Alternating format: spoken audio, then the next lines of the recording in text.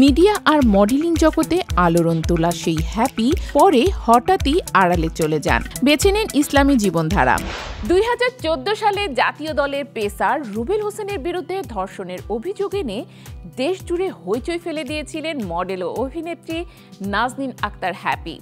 এরপরই হঠাৎ করেই আলোর ঝলকানি ছেড়ে পা রাখেন দিনের পথে, নাম বদলে রাখেন আমাতুল্লাহ। বিয়ে করেন মাদ্রাসা শিক্ষক মুফতি মোহাম্মদ তালহা ইসলামকে। কিন্তু সময়ের সঙ্গে বদলে যায় সেই গল্পের গতি।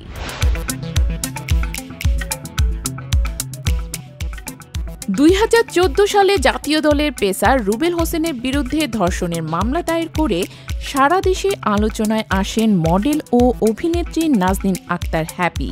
মিডিয়া আর মডেলিং জগতে আলোড়ন তোলা সেই হ্যাপি পরে হঠাৎই আড়ালে চলে যান, বেছে নেন ইসলামী জীবনধারা। পর্দা গ্রহণ করে নাম পরিবর্তন করে রাখেন আমাতুল্লাহ। বিয়ে করেন একজন মাদ্রাসা শিক্ষক ও ইসলামী স্কলার মুফতি মোহাম্মদ তালহা ইসলামকে, যিনি প্রয়াত মুফতি শহীদুল ইসলামের ছেলে এবং একসময় নড়াইলের এমপি ছিলেন। কিন্তু সেই ধর্মভিত্তিক শান্তিপূর্ণ সংসার এখন রূপ নিয়েছে ভয়াবহ এক দুঃস্বপ্নে।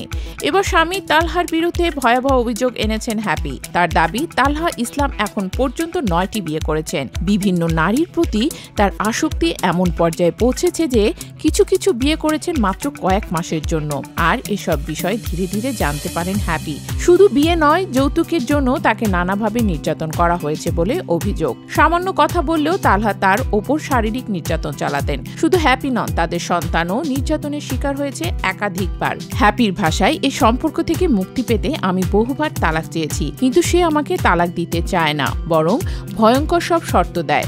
কখনো 1 কোটি টাকা দাবি করে, আবার কখনো বলে সন্তানকে আজীবনের জন্য ছেড়ে দিতে হবে, আমি যেন কখনো ছেলেকে দেখতে না পারি। নারী ও শিশু নির্যাতন দমন আইনে স্বামীর বিরুদ্ধে মামলা দায়ের করেন হ্যাপি। রাজধানীর একটি হোটেলে সংবাদ সম্মেলন করে পুরো বিষয়টি সামনে আনেন তার আইনজীবী অ্যাডভোকেট জান্নাতুল ফেরদৌস। তিনি বলেন, হ্যাপি এখন নিরাপত্তাহীনতায় ভুগছেন। মামলার পরপরই তালহা লোকজন নিয়ে এসে হ্যাপির ব্যবসা প্রতিষ্ঠান থেকে প্রায় 50 থেকে 60 লাখ টাকা মালামাল তুলে নিয়ে গেছেন বলে অভিযোগ উঠেছে। হ্যাপি বলেন, এতদিন সন্তানের কথা ভেবে চুপ ছিলাম, কিন্তু এখন আর পারছি না। দেয়ালে পিঠ থেকে গেছে, তাই সব প্রকাশ করতেই হলো।